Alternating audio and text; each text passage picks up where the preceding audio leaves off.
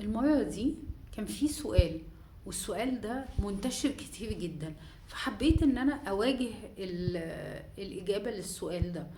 السؤال بيكون انه طالب وابتدى ياخد انجليزي، والانجليزي والحساب بتاعه عنده مشكلة في الحساب وفي الانجليزي، وفي ان هو يستخدم الانجليزي بتاعه عموما.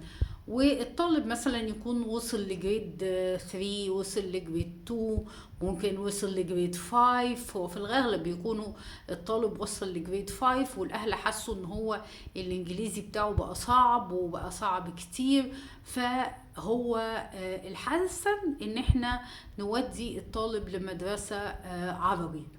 الإجابة بتاعت السؤال ده يا جماعة إنه 100% نقل الطالب لعربي ده لأ خالص.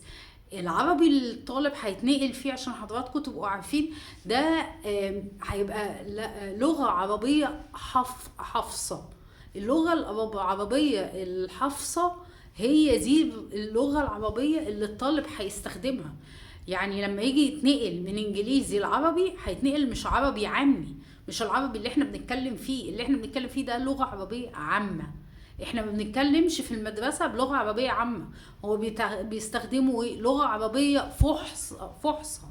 فاللغة العربية الحقيقية ان الطالب يدخل فيها دي اتقل بكتير من الانجليزي.